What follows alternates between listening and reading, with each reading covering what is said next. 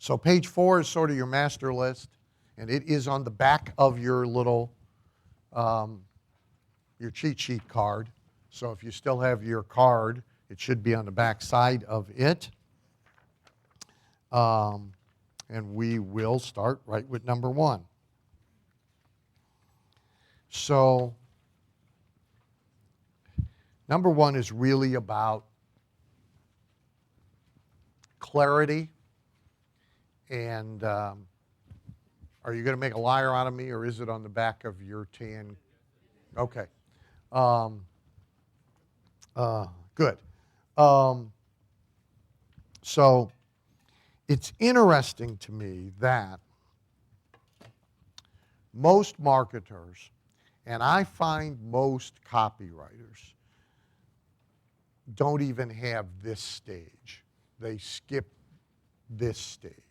Is they're really not clear about their overarching objectives that they have to achieve with their targets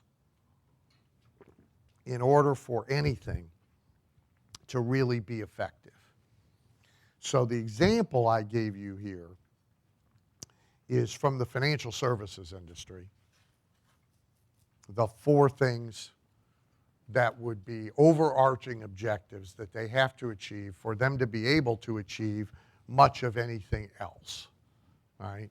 So these are stockbrokers, investment newsletter publishers, anybody dealing with you in any way, shape, or form about where you ought to put some money. They have to have you active.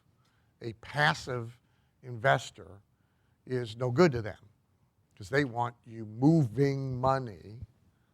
You know, so if you have money under management and you don't move any of it, the guy makes a point or two. If you move it a lot, he might make 8, 9, 10. He'll make more on your money that year than you will make on your money, which is exactly their objective. I'm not even passing judgment. I'm just telling you, what it is. So they want you to be an active investor. Okay. Secondly, they want you to act based on short-term information because that makes you more active. All right. So, oh crap, tech stocks are rising. I got to take some money out of P&G and I got to buy some tech stocks. Oh shit, tech stocks are crashing. I got to take some money out of my tech stocks and I got to move them over here before noon tomorrow into something else. That's the mindset they want you. They want to create fear and anxiety because fear and anxiety causes people to move more than does anything else. So if you turn in Fox Financial and you see that there's a gradual upswing trend in direct sales company stocks, you are not going to run necessarily to the phone to call your guy and say, I got to get 20 grand in Herbalife right now. If you happen to hold Herbalife and you tune into Fox and there's 3 experts on there talking about any minute there could be a huge correction in direct sales company stocks and they're all going to crash, you are on the phone. So they want a constant fear and anxiety.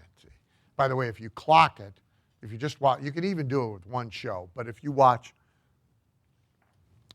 if you can bring yourself to do it, if you watch like any 3 nights of Kramer, the money guy, I'm talking, right? If you watch any 3 nights and you clock it, the ratio's very consistent. 1/3 of the show is about things going up. 2/3 of the show is about things going down. Okay? And so he is helping the cause. And they want to tempt you with new products that appear to offer increased returns without added risk, upside with no downside. And you will see the industry constantly creating this stuff or repositioning stuff they've got to fit this, right? So they will, so like right now, regardless of what you think about precious metals, it's a funny commercial to me. So the silver commercial, pay attention the next time so here's the pitch in the silver commercial.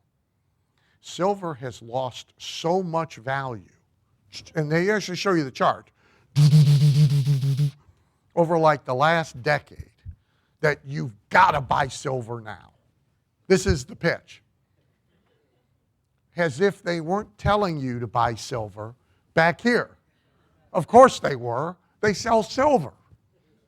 So if you paid any attention to their advice, here, here, here, here, or here, you're bleeding out your rectum. But now pay attention to my advice because it finally has crashed so badly. I made this mistake once with bank stocks. Like an idiot. And I'll never forget it. I'm sitting, and it's Carla's fault. Because I'm sitting in the concierge lounge at Boardwalk at Disney, and she's already supposed to have been here. We're supposed to be on our way. And they have the financial news show on, and there's 4 smart guys all saying bank stocks cannot go any lower. Same as the silver. It's the silver commercial. It's impossible. They have just hit rock bottom. She's a half an hour late, and I've bought 50 grand worth of bank stocks. And guess what? There's no bottom. They just kept moving. By the time we left Disney, I'm down twice that. You know, I'm going, Carla's going, you know, you're paying a lot of money for those shirts for the kids, you know, $15 or so. I'm going, you have no idea. You know. So you need this short list. You need this short list for your market and really for every time you write copy of what are the 3 or 4 or 5, short is key, overarching things that we have to make happen with these people for anything else we want to do to work. And then you got to make sure that everything you're doing is facilitating and supporting your short list, right? And that short list is about their psyche, about their mindset, about where they have to be mentally and emotionally to respond to the specifics of any pitch. Now, it can be about the way you want them to think or the way you don't want them to think, what you want to banish from thought. It can be either or both, but you've got to have clarity on it, right? So I probably irritated him a little, but I would assume Nelson would agree with this. They, in selling Christianity, do not want you having any positive thoughts whatsoever about reincarnation. This is not helpful, probably, to their cause. And it might well be, particularly if they are targeting, let's say they were going to target metaphysical believers in the area of their church and try and move them to the church. On their short list would be getting these people not to think about the fact that they get to come back 22 times until they get it right. Because they kind of need you to think you got to get it right now, or you're going to be down there with Lucifer, you know, in the heat. Vice versa, by the way. So everybody needs a short list. What can't we have them think? And what must we have them think? So like getting a kid to buy braces. See, the big issue is going to be delay. So that this person has got to think this gets worse and this gets more expensive if we wait for 6 months. Oh, we're all going on vacation to Europe for 3 weeks. We'll wait until we come back from the vacation. You know, there's a lot of reasons to wait, right? They've got to believe this is like, you know, cancer, crooked teeth. I mean, this is getting worse by the day, and it's going to be worse to fix and more painful to fix and more expensive to fix every minute you wait. It's like the fire alarm sale. They got to think tonight could be the night.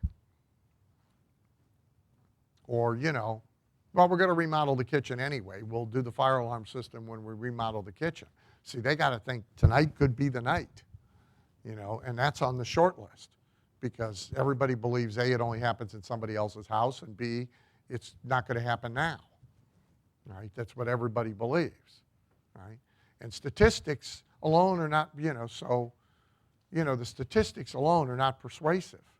So the statistic is everybody will have at least one home fire during their lifetime. That's the statistic. But now, do you believe it's going to happen to you tonight? By the way, my little fire alarm story, and I get no commissions, but just for your benefit, how many of you have a smoke detector? You all got smoke detectors, right? It's been foisted on you. How many have heat detectors? Aha! So here's 5 minutes that has nothing to do with what we're doing, but it's advice for you. Go get heat detectors. 2/3 of the fires, by the time there's enough smoke to set the smoke detector off, you're dead. Okay? And the entire house is in flames. Okay? Smoke detectors don't detect heat. They only detect smoke. That's why they're called a smoke detector. However, the sprinkler systems in this hotel and in almost every commercial building, by law, they're heat detectors. They're not smoke detectors. Okay? There's a reason for this. So the thing that sets off the sprinkler, that's a heat detector. Okay? And it works just like the heat detector you can buy for your house. And it's the lowest tech item in the world. It doesn't wire into anything. It's a painted metal can. It's about this big. Okay? It's got a big metal spring wound up inside it real tight. And then it's got a little heat detector thing on the outside of it, just like the one that's on the sprinkler head in most commercial buildings. And when there's enough heat, the thing pops off. Here, the sprinklers would come on. In your house, this thing pops off, and that metal spring that's wound up inside the can comes loose and unwinds. And it makes a racket that can be heard for miles because the metal is banging against metal as it's unwinding. Bang, bang, bang, bang, bang, bang, bang, bang, bang, bang, bang, bang, bang, bang, and it wakes you up. That's a heat detector. And they're still expensive because they're sold by direct sales. So do your average house, it'll cost you about $4,000 to put in heats. So it's worth every penny because in 2 out of 3 fires, at least your house is going to burn to the ground if you're relying only on smokes. You can also wire the heats in now to your system if you want to so that they set off the alarm and they notify the fire department. They'll do anything you want them to do basically when the thing pops off. Okay? But that's how simple it is. If you had the little doohickey, you could make it with a Maxwell House coffee can and a spring. The little doohickey is what's magic, of course. But hardly anybody has heats unless somebody has come and sold them heats. You buy them from a guy in your house? They were in the house when you got them. Okay. Hardly anybody has. I mean, they're not even sold at Home Depot. You can't go to Home Depot and find them because somebody has to tell you this whole story. And they also have to show you pictures of burnt kids and stuff in order to get you to buy them. But nowadays they come in an alarm system. well, some of the real sophisticated alarm systems now have heat built in. And the reason why it's built in is because 2/3 of the time it's going to be heat, not smoke. So, Wouldn't the house sprinkler system already have no. the sprinkler? No. There's only one company that makes the little doohickey. They have a patent on it. That's it. Everybody's got to get the little doohickey. Okay. If I had been lying, it would fall in this category. But still telling the truth, I just did something. I didn't invent it, but I made you aware of a problem you didn't know you had. And this is really what most selling is all about, right? I mean, we'd have a GDP of 3 if people only bought things they needed and already knew they needed. And we'd all be living in a little hut and you know, we'd ride to work on a bicycle, and the liberals would be real happy with us. Because 90% of the shit you own, you really don't need. And you got it because somebody made you think you had a problem you don't have. And then they sold you something. So, I mean, that's, you know, that's where we all make our livings. And Lasker's great line, oh, by the way, the Lasker book, if you don't read much advertising history, this one is worth reading. It's The Man Who Sold America. And it's a definitive biography of Lasker. So Lasker said there is no law, I would in parentheses put yet, that requires a problem to exist before a solution is created for it and sold to cure it. And he's, of course, entirely right. And so when you write copy, you need not restrict yourself to pre-existing problems. That there's no requirement that says we have to do that. Nor do you have to deal with problems in perspective. You can take what is in perspective really a rather trivial matter, and you can make it a major matter because that ties to what it is that you want to sell. So for example, this is a current control. This is a 70-page direct mail piece. Looks like this. Self-mails. This is so it's a 70-page magalog. Right? And it sells a pill to take to help your sinuses. Now, I happen to have lifelong sinus trouble, but I will tell you, on the list of my problems, it has never been on the top 10. Right? But it gets a treatment here as if it was the worst medical problem on the planet, right? I mean, it's just horrible. I mean, the Mayo Clinic, for God's sake, is involved in trying to solve it. All of the stuff you use that you buy at the drugstore can kill you and has horrible side effects. It'll destroy your immune system. So if you have occasional sinus problems, your whole immune system is going to hell, and you're going to get cancer and diabetes and heart disease and every other thing. The fact that you're tired is all because of your post-nasal drip, right? So the fact that you need a nap in the afternoon or can't get an erection or fall asleep during the basketball game is all because your sinuses are screwed up. There are 10,000 biological invaders that enter your nose every day and get trapped in there. So this is like the dust mite story, right? You guys all know the dust mite story. You don't know this? Okay, so this is how you'll see it in TV commercials if you pay attention. You don't watch TV, do you? Because you're 20, yeah. If you sell to somebody who's not 20, you might want to watch some TV. So the dust mite story is used to sell a new mattress every how many years? Okay, yeah, so your mattress doubles in weight every 10 years from these evil dust mites, which if you magnify them 5 million times, they look like giant cockroaches, okay? Now they're actually the size of a molecule, right? A piece of dust, you know, but if you magnify them, they look like cockroaches. They're also used to sell like carpet cleaning and stuff, because a carpet cleaner can clean your mattress and your couch. And the great picture, we're going to talk about pictures last. The great picture is a crawling baby on the bed with the blown up dust mite as big as the baby, okay? That's like the great picture. His mom goes, holy shit.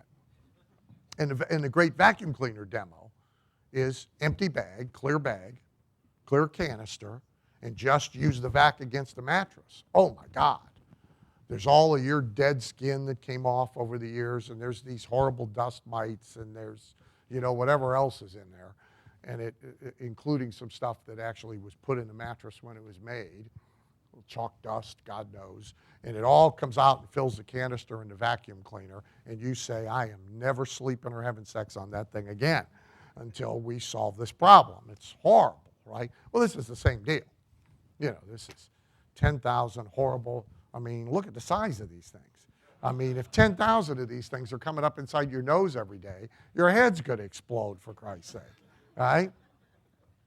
I mean, and so this is 70 pages taking for most people, an utterly insignificant problem. In many cases, it's so insignificant to them, they didn't really even know they had it. And now it is making it the most. See, so here's for people who don't know they have it. Okay?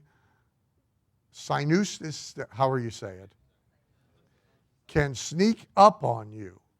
Bacteria secretly sneaks into your system.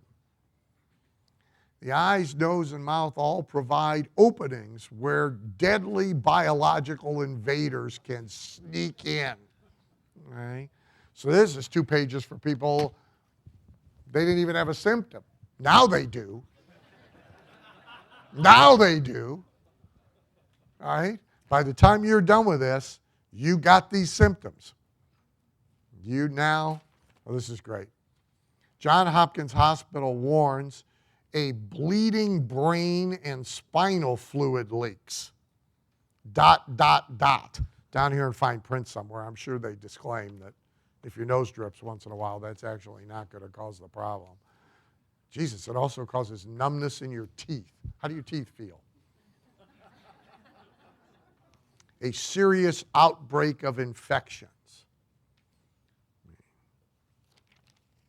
It's great. It's brilliantly written. No. Oh, this is good. Look at this picture.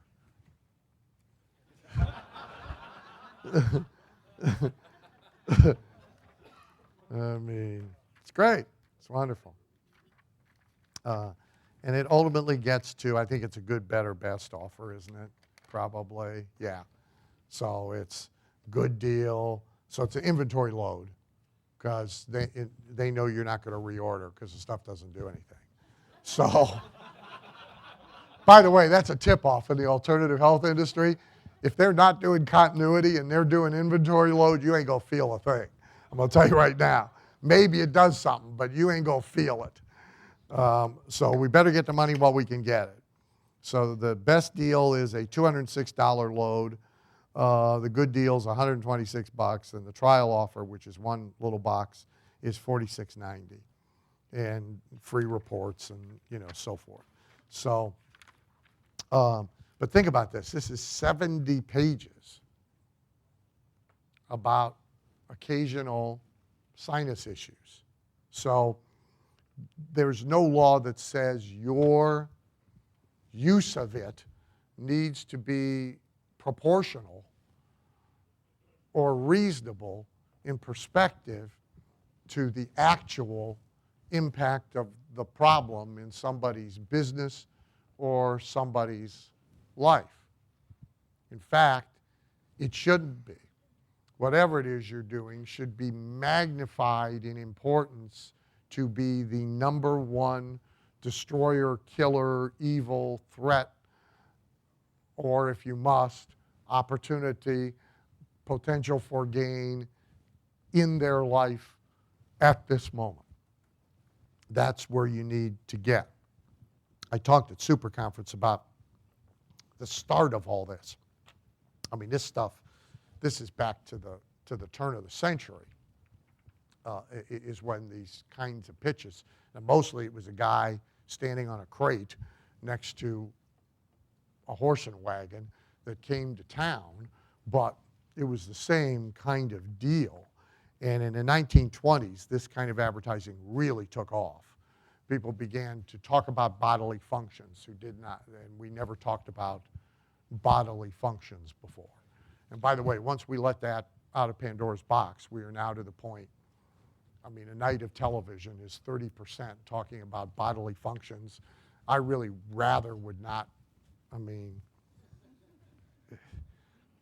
the woman is dripping urine every place she's going. And the guy can't get an erection. And really, I just wanted a half hour of comedy before I went, I just, So it all started in the 20s, right?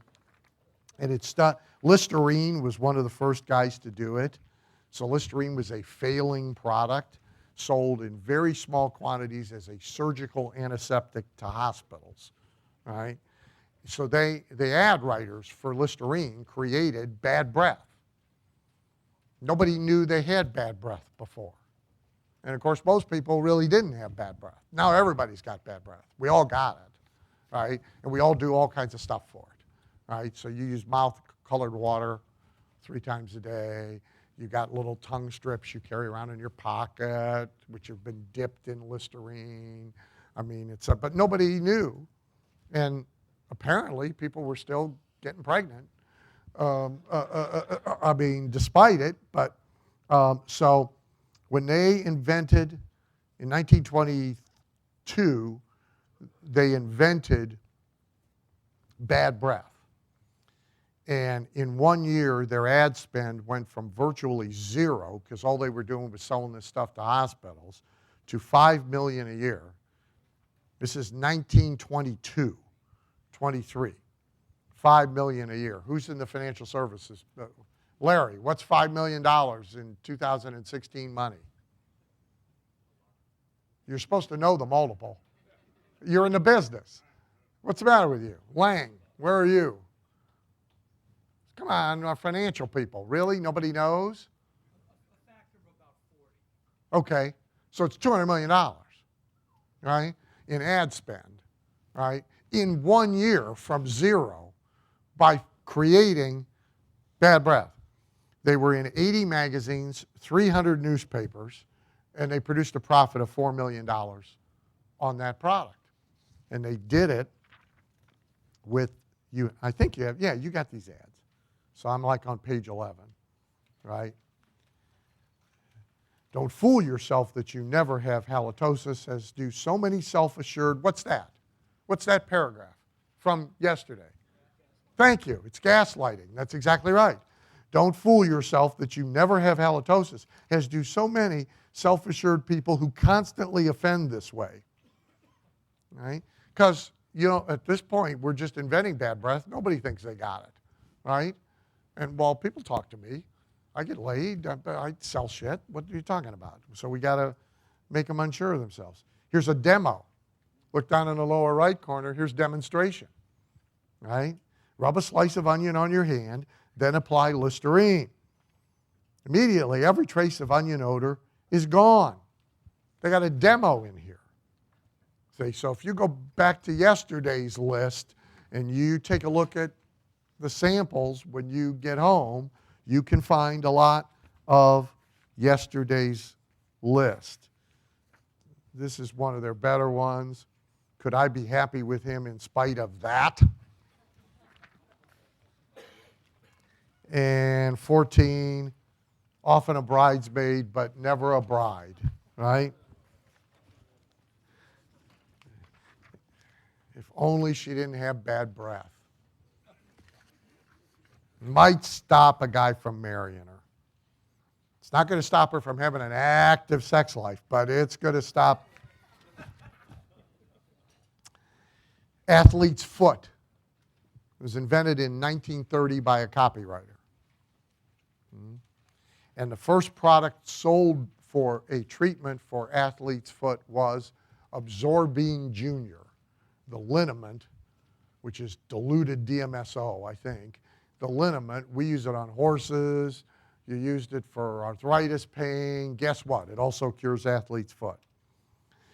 Body odor was created by the John Powers ad agency or by Ruff and Ryan, another ad agency. There's an argument about who got there first in 1928.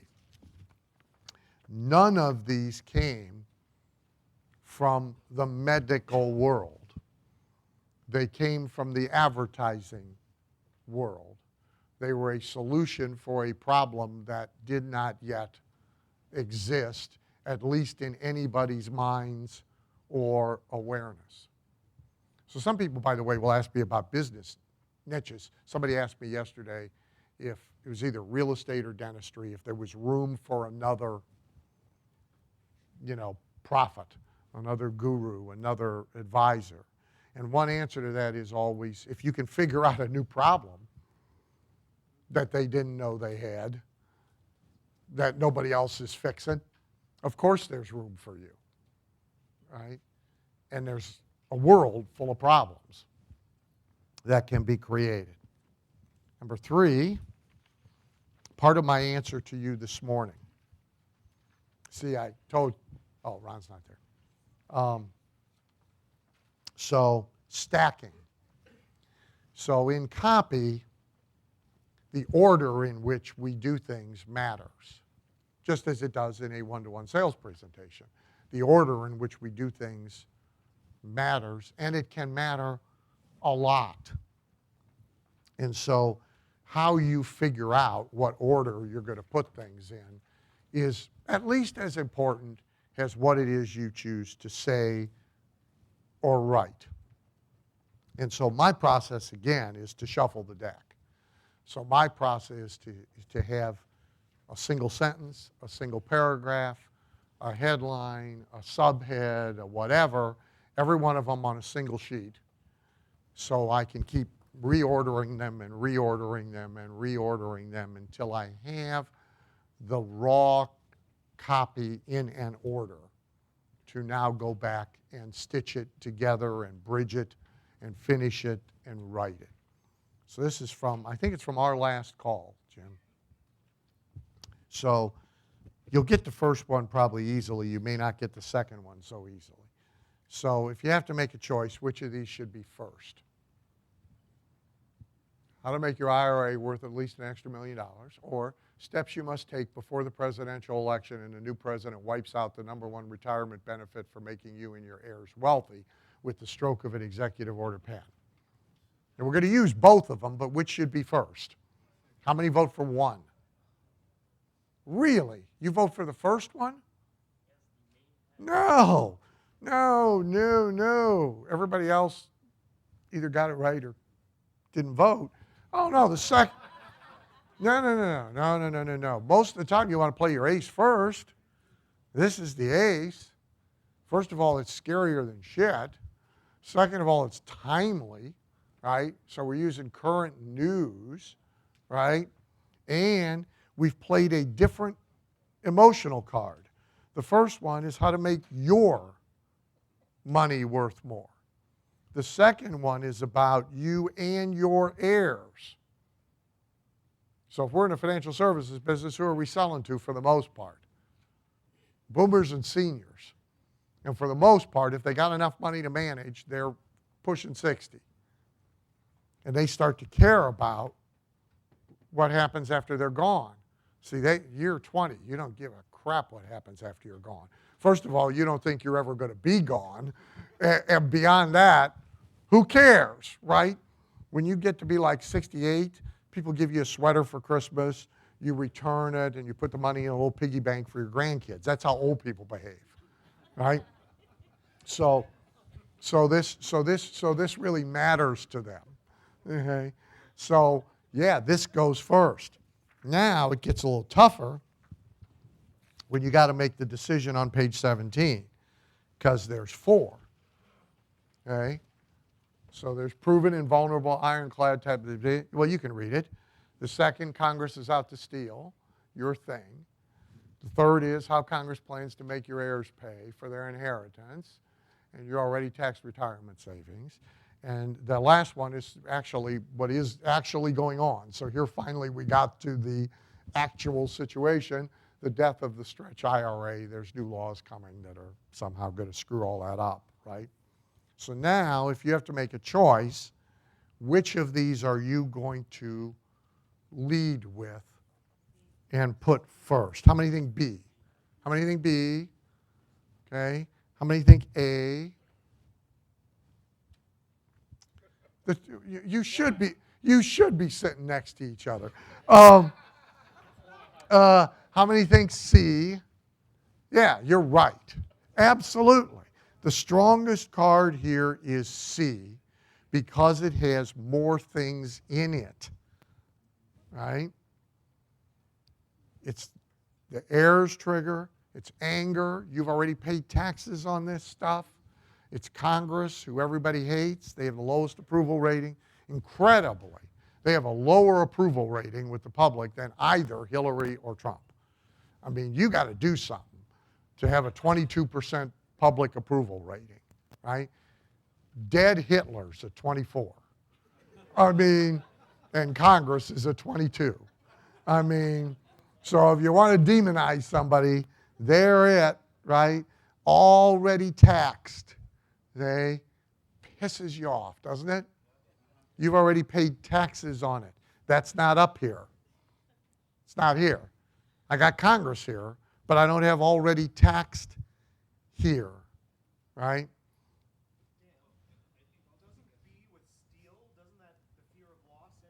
It's all good, but it's still make their heirs pay for.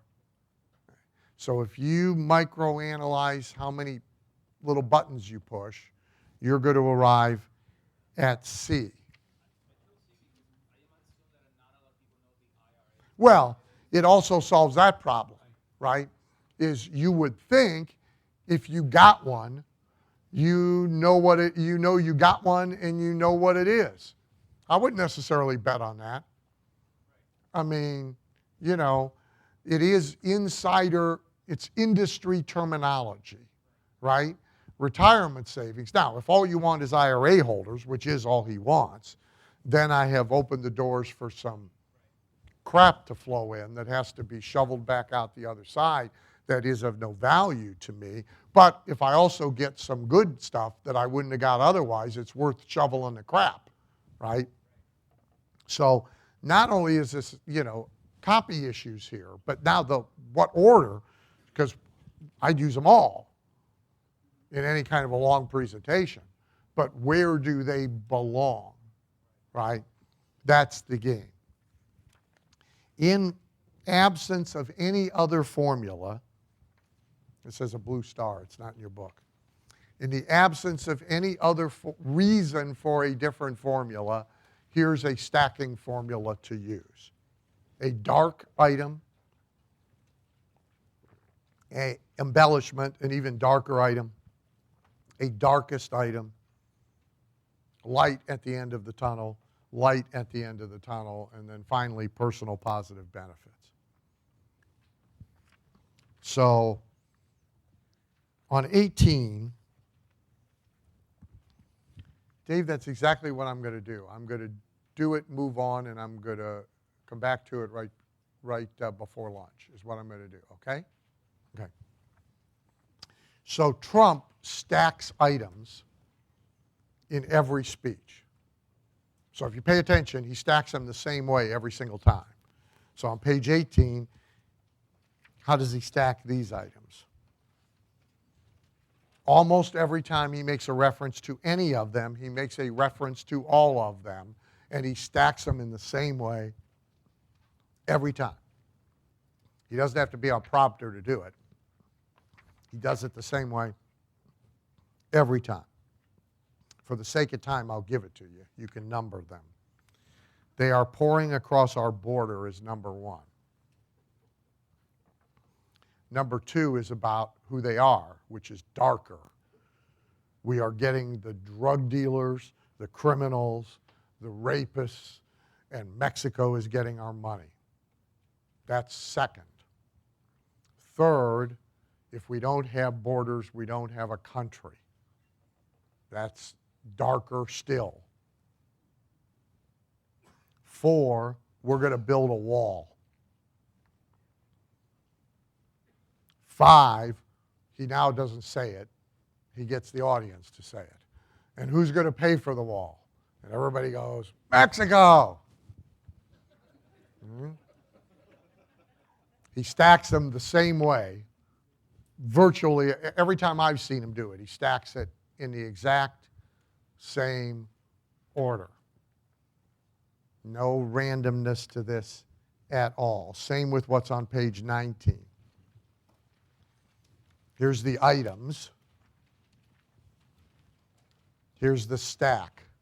1 goes next to, we have terrible trade deals. We're getting our butt kicked by everybody. We're not winning anymore. 2, companies are moving jobs to, and then stick a place in. Sometimes he names every place. Sometimes he names the place that a company in the state he's in has moved a job to. If he's in Indiana, Carrier's moved their factory to Mexico. When he was in California, it's all about Apple getting your phones made by slave labor in China, but one or the other. By the way, there's not a liberal on earth who should be carrying a smartphone, because they are being made by slave labor in China. Children who can't, they had bars on those windows, and the factories are real tight so the little kids can't crawl out and jump. And the third thing is, I'm going to bring our jobs back from wherever. Sometimes he names every place. I'm going to bring our jobs back from China, Vietnam, Mexico. Sometimes he names the place that links to the place he just used. 4th, I'm going to be our greatest jobs president ever. And then 5, he gets, and that's more recent, he gets to his little rap on, we're going to put America first. His latest incarnation of this started yesterday, which is, for decades, the Clintons have been putting America last and putting the Clintons first. I'm going to put America first. But it's still 5th in this little hierarchy. So he keeps tweaking the copy, but he hasn't changed the stack. Doesn't mean he won't, but it strongly suggests it's not accidental. It strongly suggests this is not accidental. Then the last one on page 20 is this stack. So what's number 1? What's the first thing he does on this stack? So it's either or. That's right. It's either our airports are terrible, we're in a third world country, you can't believe I fly into, and then he names one that's a rat hole, and then I fly into Bahrain, and or he starts with our roads, our bridges, our cities, and then he does the airports.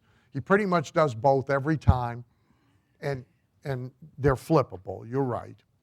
3rd is, I'm going to be the greatest infrastructure president. Sometimes he says, I'm going to be the greatest roads and bridges president. And he usually then, who knows more about building stuff than I do? That's almost always 4th.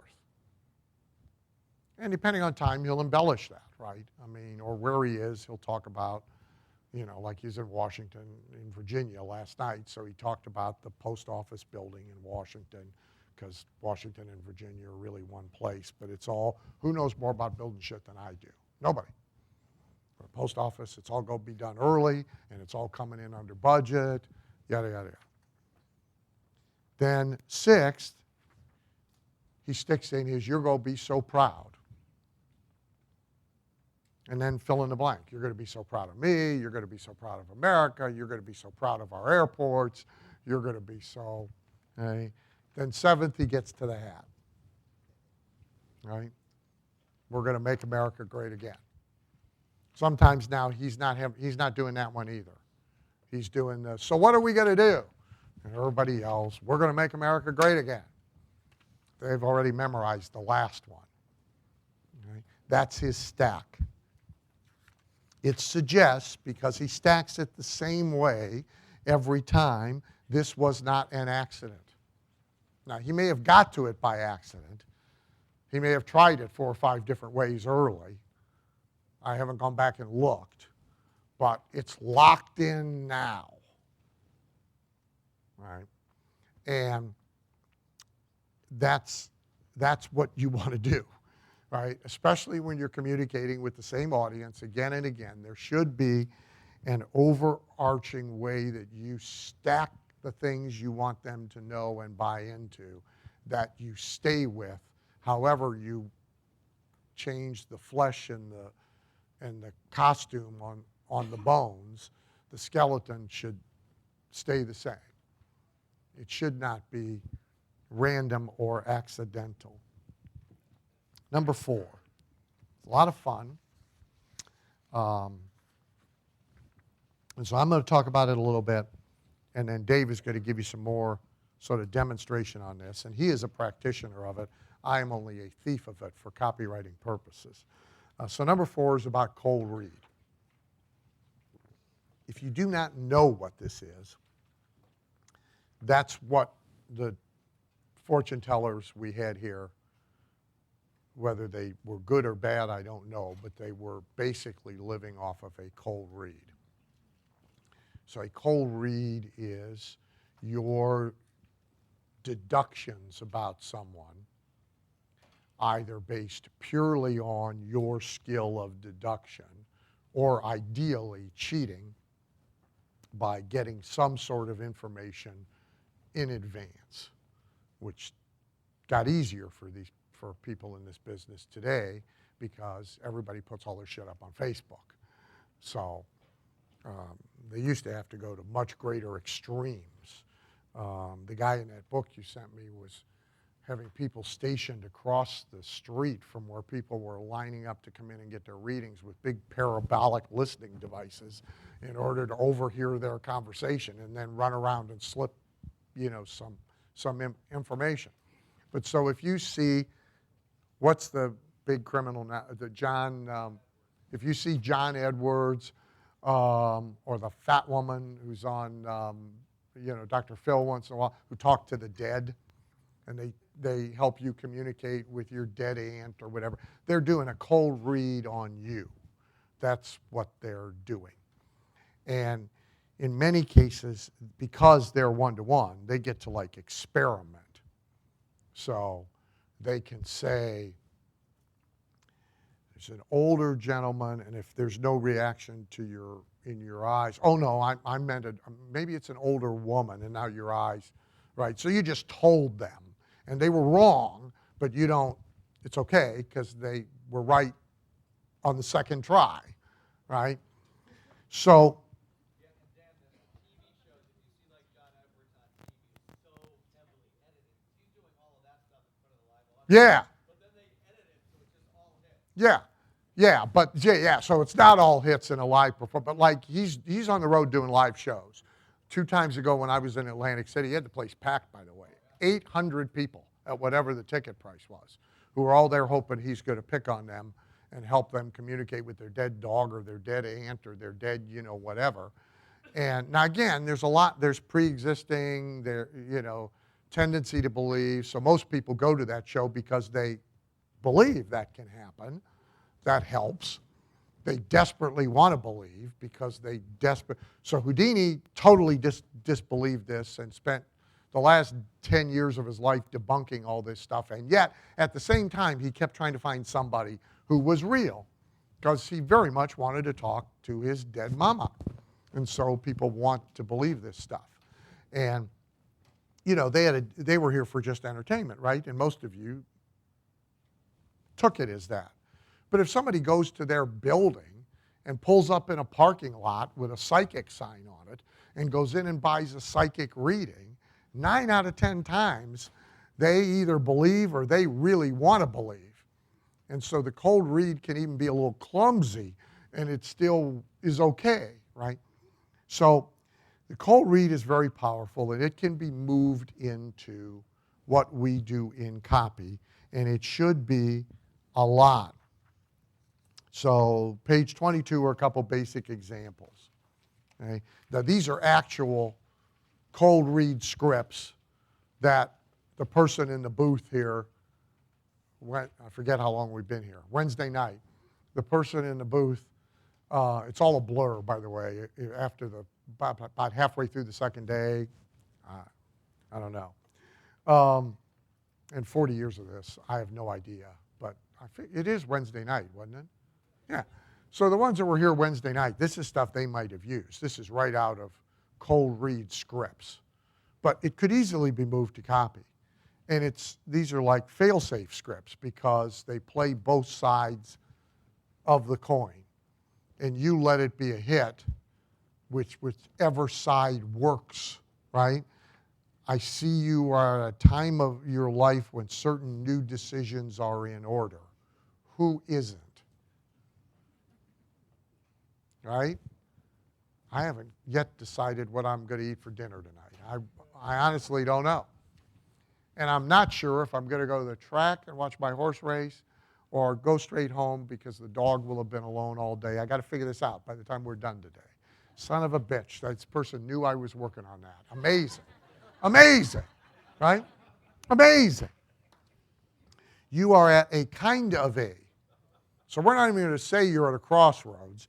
You are at a kind of a crossroads and need to make a choice soon. What's soon? It's whatever, right, we want it to be. Next one. You are usually, not always, a person of strong character and determination, yet you are at times a wimp.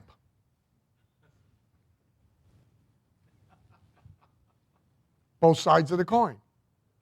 The person reading it, or hearing it in this case, gloms on to whichever side of that is right. Ignores whichever side of that is wrong, right? And it's all weasel language. This sometimes leads to yada yada. Here are what are called Barnum statements on page 23. So these are cold read statements that almost everybody will agree with. This is, by the way, also astrological forecast stuff. See, it doesn't matter, by the way, whether you do it with tarot cards or red, white, and blue poker chips, or none of that crap matters. This is what's being done. You have a need for people to like and admire you. It's important to you. Who doesn't? And obviously, this could lead into a pitch for, we could sell How to Win Friends and Influence People right off the back of that statement, right? You have a tendency to be critical of yourself. Who doesn't? Well, Trump. But, it's a short, not the most introspective human on the planet. But most people are, at least in some ways, self-critical. There's something about you don't really like. You wish you had hair. You know, somebody next to you with not much wishes they had the courage to just shave it all off and go bald. There's something we don't like our nose. We don't like the fact that we don't know a foreign language. We wish we knew more about wine because we go out to dinner once a month with this couple, and he's a real wine asshole, and we're sick, right? So there's something, right? You have a tendency to be critical of self. You have a great deal of unused capability which you have not turned to your advantage. Now, this sentence, by the way, this is a sentence that is like, there's a story about the psychic who goes to the king and says, all your friends are going to be dead, and you're going to finish out your life all alone, and he kills the guy, and the next guy comes and says, you are in such great health and such a terrific physical specimen, you are going to outlive all your friends, and he gives that guy $1 million. It's the same thing, right? You have a great deal of unused capability which you have not turned to your advantage, which means you're a sloth, right? You are frittering away your life and your capability, and you're a lazy schmuck. But that's not going to be well received. Then there's some more reverse Barnums that take both sides of the coin. So these get extended. You have a tendency to be critical of yourself, yet you can at times be bold and outspoken and have others turn to you for leadership. Now, what's significant about almost all of them is that they are telling people something they like hearing about themselves, and then using that. So all of that can migrate right into copy. You could read this on your own. I gave you a couple of examples. And what is this from? This is from Win Trillions. So this is selling people on why they ought to gamble on the lottery. So if you look at page 24, you will see Barnum statements. You'll see a cold read. I believe you are the kind of person who secretly dreams of a big windfall of cash. This is a very safe cold read in this circumstance because this person has come to a website called Win Trillions. They have logged on to a website called Win Trillions. It is about playing the lottery. I do not have to have any psychic capability whatsoever to say, I believe you are the kind of person it ain't much of a secret, who secretly dreams of a big windfall of cash. The person goes, wow. Life-altering money that can change everything. You long for freedom, adventure, maybe world travel. So how safe a cold read is that? So travel giveaways are the most popular giveaways of all. Always have been, always are. Nothing works better than free trip to Vegas, free cruise, free whatever. Nothing works better. The prizes everybody wants when they go on a game show is they want to go somewhere. There used to be a show before you were born called The Dating Game. Very popular show. So The Bachelor and The Bachelorette are sort of the dating game extended and made really sleazy. But The Dating Game was sleazy enough. So one person of some gender would be behind a wall. So let's say it's a guy, it's you. And there would be, was it three? Yeah, so there'd be three women who all now get to ask you questions. They can't see you, but they get to ask you questions and you answer. And then they decide whether they're going to go on a date with you or not. And the date is like a prize. So it's like you get to go spend a weekend with somebody you just met and ask 5 questions on this show. And the show's chaperone goes with you to make sure you don't have any fun in case the date works out. But it's probably going to be torture. But that was the entertainment, right?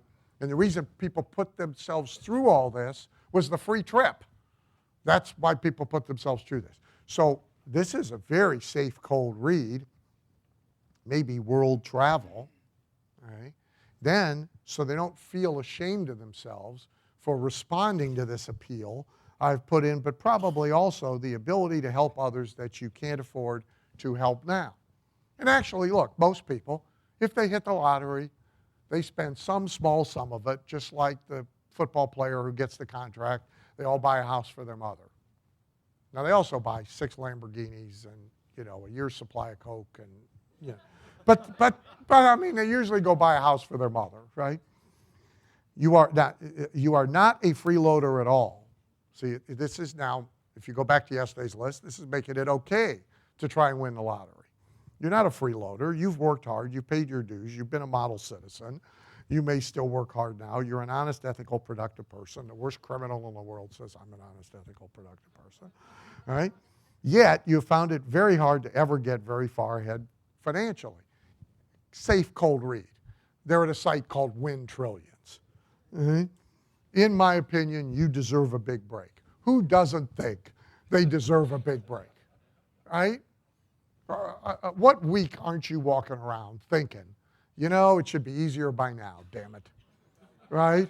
One day, just one stinking day, everything ought to fall in place.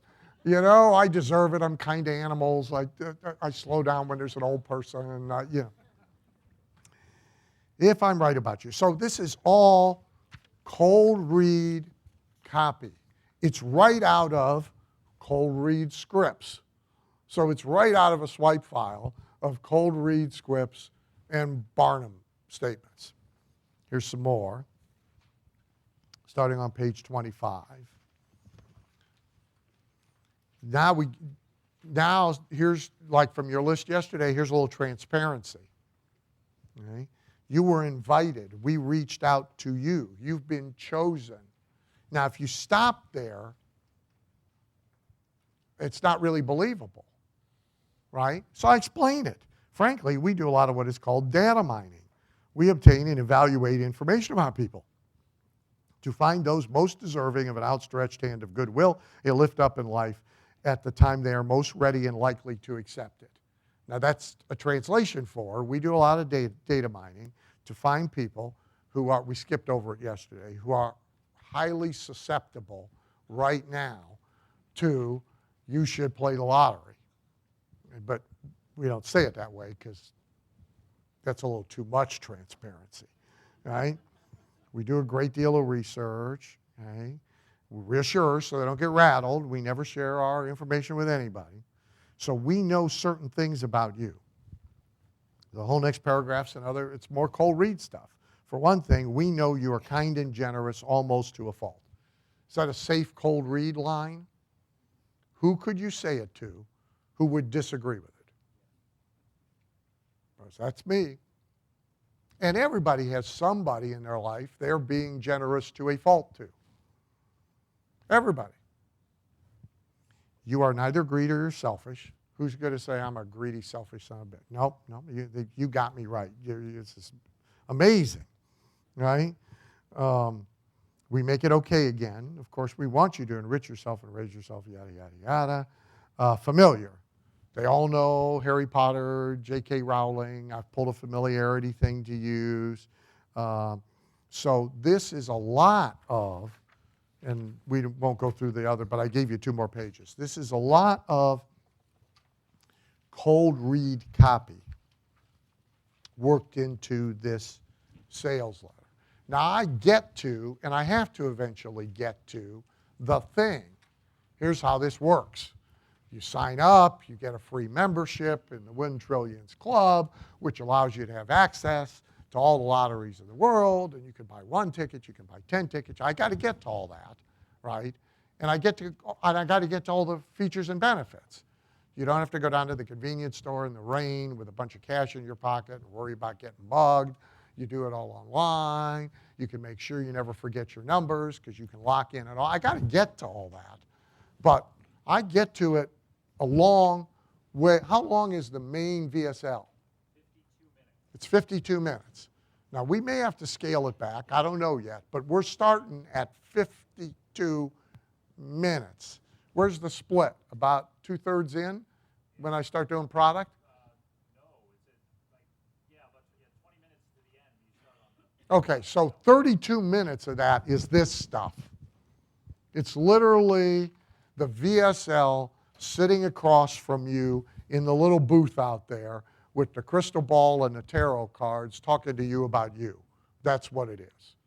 And then the last 20 minutes are, okay, here's how this thing works. Isn't that cool? Now, we may have to scale it. I don't know. 52 minutes is long. But by the way, back to modus operandi, I never write to a length or a page count. I write to maximum effectiveness. Now, if I now feel I know I've gone too far, but who the hell would sit down to start with and say, I'm going to write 70 pages about a sinus pill? Nobody, right? And no client would let him. The client would come in the door and say, I want a 16-page sales letter, I want a reply card, and I want an order form. That's what the client would say. No client's going to come in the door and say, I want 77 pages about a sinus pill. It doesn't happen. Trust me. It's a fight. No client comes in and says, I want a 52-minute VSL about buying these lottery tickets. You know what he wanted? A better landing page. That's what he wanted. This is what he's winded up with, right? He probably doesn't even like it. Right? I don't care, right? And now we'll start here. And now we know when they're going to bail, when they bail out, right? So if I have to fix this, I'll fix it. But the person most susceptible to this is okay with almost any length. So if we can fix that part of the problem and we can drive the most susceptible people to it, we're going to be fine. I'm going to interrupt it. We're going to come back to it right before lunch with Dave's stuff. Hijack number 5. Answering the real objection. So if you have human salespeople, they screw all this up. And you really ought to help them. But it's even worse at a distance through media, through copy, because we can't get a read. So just like I can say, I'm seeing kind of an older gentleman and I don't see any response in his eyes, I can say, oh, no, I think it's an older lady. His eyes flicker a little, boom, I know I'm right on, right? Well, salespeople can do the same thing, right?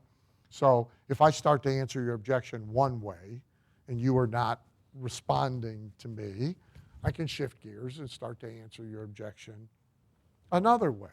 And maybe the third time I finally get it right. That will be okay in most one-on-one selling environments. When I have to do it at a distance in media, there's no feedback loop. The feedback loop is either you keep reading and buy or you don't, and I don't have an opportunity to do anything about it. So it is even more important to diagnose, to deduce, to try and understand what the real objection is, not the objection they would necessarily say to you if they were sitting across from you one-to-one. Because more often than not, people express their resistance differently than what their resistance really is, right? So the classic example, when I worked with Miracle here, is with transcripts of these sales presentations. And at now the money discussion, this very older, this guy's 70s, when he's hit with the price, which is roughly $8,000 if you're putting one in both ears, he says, gee, I wasn't planning on spending that much money on myself right now. The salesman goes into a price value answer. So he takes this as a price objection. And he is now answering it with how the shit's made in the USA. Well, first of all, yeah, I know, it's expensive, but this is the start of his answer. The guy didn't say anything about it being expensive. He expressed no opinion whatsoever about that. So the salesman immediately makes it worse. Yeah, I know it's expensive, but. We could have lived without the whole but, you know. Then he's into justifying the price. It's made in the USA, it's made out of palladium, it's got 46 patents, it's guaranteed. He's justifying the price. Right then, what the guy said. The guy said what I said about the sweater. He said, I'm 72 years old. I got grandkids. My kids are morons. I'm worried about the grandkids having enough money to get to college. I'm just saving every penny. I don't really want to spend any money on me. I'm one step away from death anyway. You know, if I can't hear, I can just turn the TV up. It's not a big, you know, that's what he's saying. And what he's looking for is somebody to make it okay for him to spend this money on himself. What he was plaintively saying is, I'd really like to hear. That's why I came down here, right? But I'm not going to feel good about taking $8,000 out of the grandkids' college fund in the bottom drawer of my dresser. I'm going to feel guilty forevermore unless you help me with this. Help me. That's what he's really saying. And so the guy completely bungles this. Now, technically, if you took his objection answer out of context, other than starting with agreeing that it's expensive, the rest of the answer was like technically okay. It's just the wrong answer. Right? And so this happens all the time. If you got salespeople, they're doing it like all the time. And the more they have gotten good at an answer to so they are, you know, if all you got is a hammer, every problem is a nail, right? So if you got a salesperson who's really good at handling price objections, he's going to make a lot of crap into price objections that aren't price objections. If he's really bad at empathy, he's going to answer every objection as if it was a price objection. Conversely, if he's really good at everything's a humanistic, emotional problem, he's going to take a price objection and turn it into some kind of giant emotional, you know, traumatic thing. And he's going to be talking to him about, their inner child, when what they really wanted to hear was, how come this thing's $8,000? You know, so it's important to figure out. So first of all, go make a list of all the objections, all the what would be stated objections in your world to getting people to do whatever it is you are trying to get them to do. Then give some thought to what the possible true meanings of the objection might be. And make sure in your copy you are raising and answering. Now you got to do all the possible real objectives, one way or another. Then you got to go back now to where should they be. So a lot of people clump them. That's like, I mean, there's a reason to do it, but it's usually done because the copywriter's lazy. So they will usually do a frequently asked questions and answers thing, all clumped together at the end of a sales presentation. That's what they'll usually do. If you understand that we're dealing with salesmanship in print, when we're dealing with media, that's not how objections take place in a human give and take. They get raised along the way. There may be some raised at the very end when the guy finally balks, but they get raised along the way. They're part of the conversation. The guy doesn't hold them all, and then at the end, okay, do you have, and he's got a list of 7, and then you answer them. That's not how selling works. Therefore, it's not how selling in media should work either. So most people are lazy about it, and they're answering the wrong objections. I gave you a copy example from the orthodontist 2 stuff. You can look at it on your own. I got number 6. This relates to the sequential agreement, sequential submission thing we talked about yesterday. And part of what that is about, part of what the 11 agreements example I gave you is about, is stopping people from disqualifying themselves, which is what almost everybody is doing while they are reading copy, watching a video sales letter, watching a webcast. Again, if you go back to the 11 agreements, it's relatively easy to get people past the first 3 or 4. That, yeah, it's possible, and yeah, it's attainable, and yeah, it would be good for a lot of people. But then they start to disqualify themselves. Yeah, for all those other people, but not for me because. Okay? And so they will start, they'll essentially let the proposition slide. Okay, you can get rich and secure your retirement outside your dental practice by doing smart things with real estate. Okay, I get it, right? But then they will start to disqualify themselves, not the proposition, themselves. I can't do it because I got 5 practices and I'm running from one office to the other office all day, and every day by 4 o'clock in the afternoon I'm just gasping for breath and I got to go home and lay on the floor until tomorrow morning. So I can't even look on the computer at a listing, you know.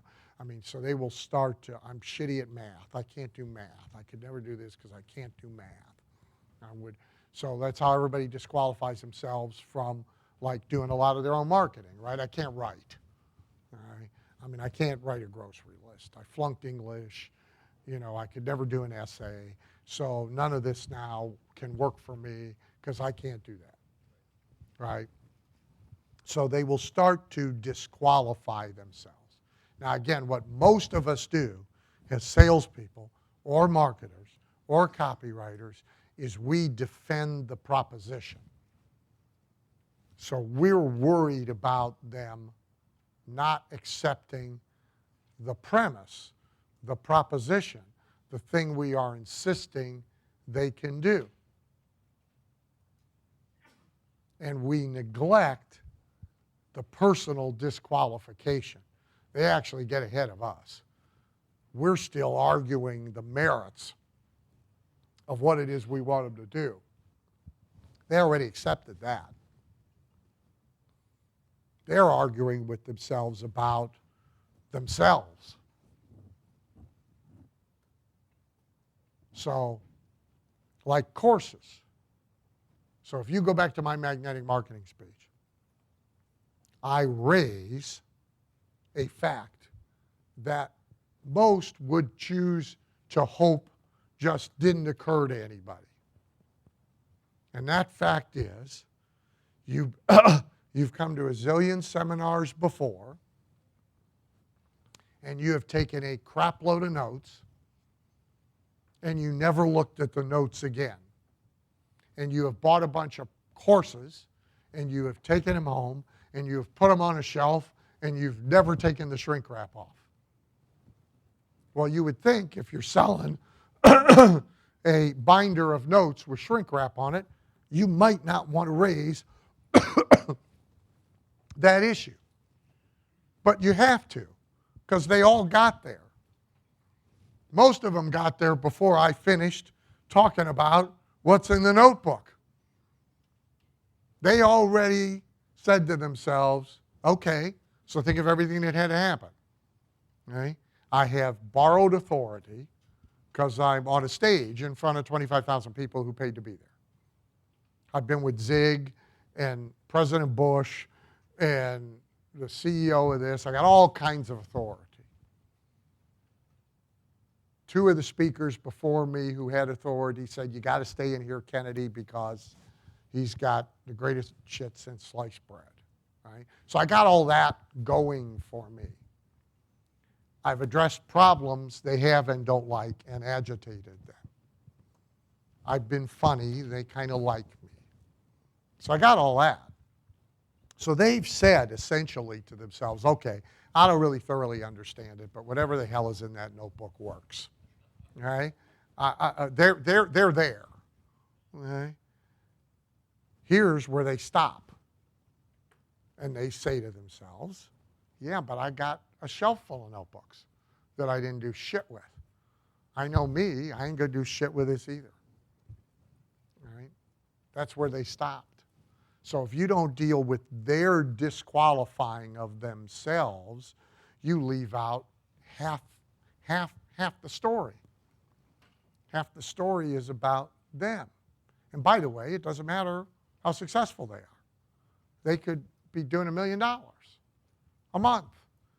And if they go to seminars, they took a bunch of notes they haven't used. And they bought a bunch of stuff they haven't taken the shrink wrap off. We know this for fact. We validate it every once in a while. So we just, and I'm supposed to remind you, you guys were asking me about or asking Vicki about the CD set from the media summit that I mentioned. There's order forms out there now. And so the first 20 or so that got shipped, only the first of the CDs was actually duplicated with sound. All the rest of it was blank. One person called.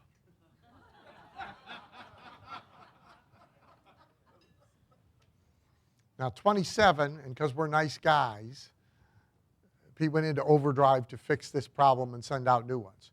At 2,700, the math really suggests just wait for them to call. Because 2,600 of them you'll never hear from. You'll never have to fix this problem.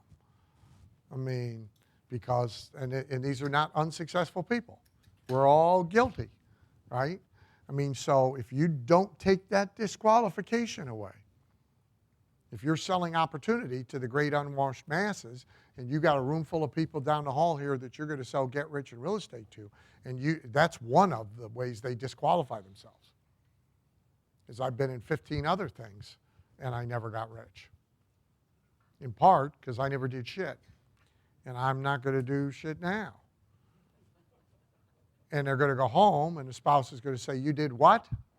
You haven't done shit with the other 16 things you got out there. He's got to be able to tell himself and her why this time this is going to be different. And then if you go back to the magnetic marketing speech, there's a bunch of reasons why this time this is going to be different. Right down to, so I can do one of them. I can't do the whole thing anymore without notes. It's been too long, but I can do one of them, and that is, these are fill in the blank letters. In some cases, all you got to be able to do is put your business's name in the right place. You don't have to think. In fact, it would be better if you didn't. Just take them home, fill in the blank, get it in the mail. Guy says, well, before I had to think. This time will be different because I don't have to think. Great. Okay? See, that ain't in there by accident. That's in there because of this. So here's 4 magic words. They're on page 32. This is the single add-on. This is the bridge to stopping disqualification. No matter what your circumstances are, your history is, no matter what. And so I think I gave you on 33 is still one of the best all-time ads in its category. It's done by a guy named Ross Jeffries. Contemporary, it's probably one of the 50 best direct response ads ever in contemporary times, and definitely in its category. And it has the no matter, so here's the amazing seduction secrets of this improbable guy that you would think could never get any action. And they'll work for you no matter what your looks or age. So the main qualification somebody does, and a mistake that a lot of the how to do well with women gurus make is they show their pictures and they're pretty good looking. And guys immediately go, well, yeah, but I'm 68 and I'm ugly. This ain't going to work for me. So this no matter what statement immediately addresses the main way these prospects instantly disqualify themselves. And without it there, readership of the ad would be a lot less. Hijack 7.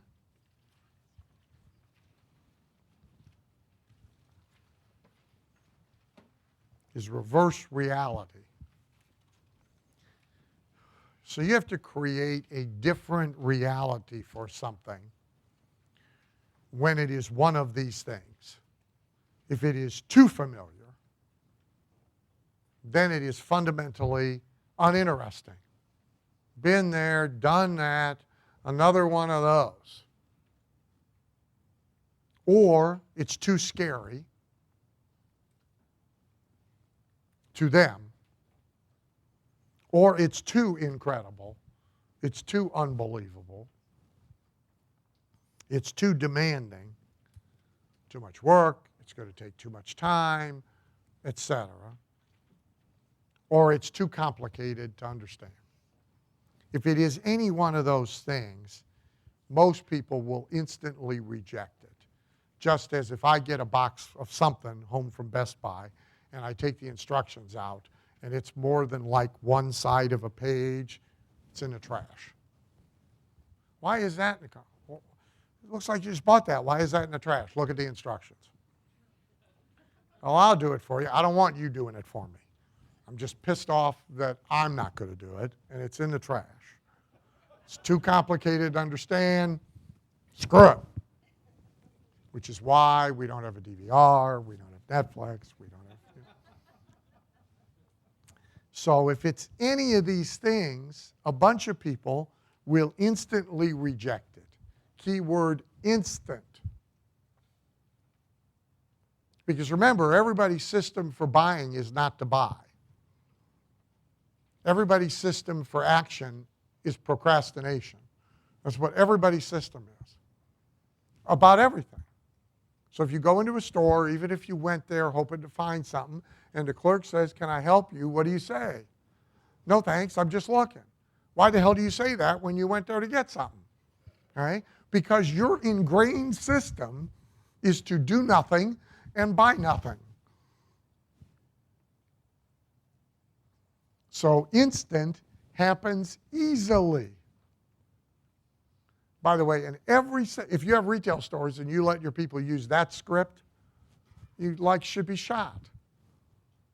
Because we know what the reaction is going to be to that script. We know. 9 out of 10 people are going to say, no thanks, I'm just looking. So run some kind of experiment to find a better script. I'm sure Ari can give you a better script, right? Because that script don't work. People do it at car dealerships. You know, the poor kid waiting in the ups line. Guy comes in, can I show you some cars? No, I just want to look around. Wrong opening line. So there'll be instant rejection. If it can be, he will. So somehow, excuse me, third day, we have to change the reality of what it is if it is any of those things. So I'll show you an example from what I'm working on for Jeff, and then I'm going to show you some controls. So page 35, just take a quick look at this. In fact, actually read that whole page for a second.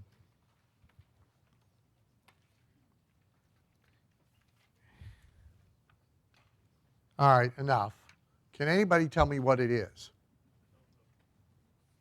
You haven't got a prayer telling me what that is. And I have reversed its reality. So its reality is you, the doc, are being put in a sell a diabetes treatment program business, in a diabetes treatment in a box, which is then administered by their back office, not by you. That's what this is. And you are actually buying the kits at wholesale and reselling them at retail. I have reversed the whole reality. We will pay you for the use of your list. That's because you're going to send all the marketing shit we give you to your list. It's all based on internal marketing. I have reversed the whole reality. It sounds like we're paying you. Actually, you're paying you because you're buying something for X and you're selling it for Y. We're going to pay you for the use of your list. Actually, you're paying you for the use of your list. I've reversed what it is and thoroughly disguised it. And I go quite a ways before well, in the lead generation piece, I never fix it. The reverse reality stays intact. The first time I start to unwind this perception, the first time I start to climb out of the hole I have dug for myself is in the full-length, long presentation they've requested. By the way, I'm perfectly willing often to dig a very deep hole and climb back out of it when I have to reverse the reality. So I'll show you a couple of controls. These are now going on 8 to 9 years with each one of them. This is a check mailer. It's personalized to the recipient. The check shows through the window on the envelope. So this is attention, person's name. Part-time finders are needed in, that's the person's town. You can earn finder's fees of $3,000, $5,000, even $15,000 by doing some simple research on your computer. And then a bunch of this is about how you're going to get real checks, and they're going to come to you by FedEx, and you'll be excited, and this is all about the finder's fees business. There is no reveal of what this really is on the entire first page. The second page, which you have, S37, there's no reveal on the second page. The artificial reality I have created remains in place until you actually get to the website. The reality is this is Get Rich in Real Estate. The reality is this is finding properties that can be bought out of foreclosure or from highly motivated sellers at prices so deeply discounted that you can flip them to wholesale investors. And there's a website after you, so you find them on the computer, and then when you get them, you put them on the computer. And you can do it all sitting on your ass at home. But the reality is, this is the get rich in real estate business. Because once you find it, between the time you find it and you put it on the computer to unload it, you got to buy it. And you're going to own it. And if you don't unload it right away, by the way, you might want to put a tenant in it. And some number of them you might want to keep. And on and on and on and on and on. This not only works with general opportunity seeker lists, this thing killed with dead real estate investor lists. So this worked in 2008 when all the get rich in real estate guys folded up their tents and went into hibernation. All the teams were off the roads, nobody, webcasts stopped, it all died. We took their list, ran this against it, and did fine. Here's another version of it. It starts on your page 38. This is a self-mailer. So right side up is the self-mailer sign. How to earn $3,000, $5,000, $10,000 in one afternoon to simply find certain things, houses, that are hidden in plain sight. The back of that is how to create a secret second income almost overnight. You can start tomorrow in your spare time. No reveal. Your page 39 is the first interior page. There's no reveal. This is a tweaked version of the same finder's fee pitch. Which you do. You find it, and you get it, and somebody buys it from you, and you earned a fee. The big part left out is that it's houses, and you got to like buy them, because that's pretty scary. Think of everything that's wrong with that. It's scary. There's a lot of been there, done that. I already got a course on the wall with the shrink wrap still on it. So I've wiped all of that out of my lead generation in one fell swoop by changing the reality of what I'm talking about. Because they don't have a finder's fee course. And getting finder's fees for looking something up on the computer doesn't sound very scary. If they can't do it, they got a 12-year-old. It's about time that kid earned his keep, right? So there's no reveal anywhere on this page either. Your next page, which is 40, there's still no reveal. Now, there's a bunch of stuff from yesterday's list all in here. If you want to play the game when you go home, you can find a bunch of them. We have to explain why, for example, and it's right here, why there's these rich investors who will let you make so much money by just finding something for them that presumably they could have found for themselves. We got to explain that, right? So in case you haven't noticed, rich people are surprisingly lazy. They have other people do everything for them, even walk their dogs for them. In New York City, Central Park is full of professional dog walkers. It's unbelievable. Also, the rich investors I'm talking about are busy. The guy says, okay, I get that. Rich people are lazy bastards. So, okay, I'll take their money. No reveal. 41. There's a 3-step wealthy finder system. There's just 3 steps. Find it, post it online, get paid. And you do it on a website we give you. You don't even have to go set up the website. It's set up for you. There's no reveal. I don't start crawling out of this hole until they come to the video. That's when I start crawling out of the hole. This is not in your manual, but this is another one of the control pieces. And there's something particularly interesting about this control piece. So this control piece this is actually a ripoff of a Harvey Brody campaign, by the way. So this is, how would you like to make, so we tested like 20 headlines. This is the winner. How would you like to make money in big chunks fast?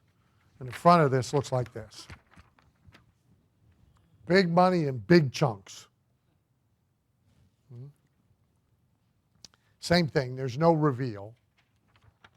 I dig a hole about what it is, total alternative reality, until I get you to raise your hand and say you'll pay attention. Now here's what's really interesting about this.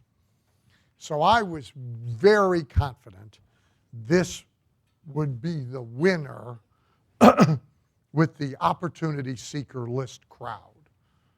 The people that read Home Business Opportunities, they've been to Get Rich in Real Estate seminars, the people who come to the preview on the bus. I'm pretty sure this is my winner. It's also the winner with the Investors Business Daily subscriber list. And I wrote a bunch of saner, seemingly more adult headlines. This beat them all. This is the winner with dentists. Now you would think, and I know you would think, and I would think too, and every time I start to think that this crowd has to be saner than I am proven wrong. Right? So this is the winner with all of them. Here's somebody else's current control, and this is all going to investment newsletter lists. This is the $10 retirement plan creating millionaires. A select group of Americans are retiring with a little-known retirement plan whose advertisement by issuers is censored by Congress. This is all offline to online, just like mine. A select group of Americans, you get this plate enables, because here's a case of this guy, and her mother built a $65,000 portfolio from this plan.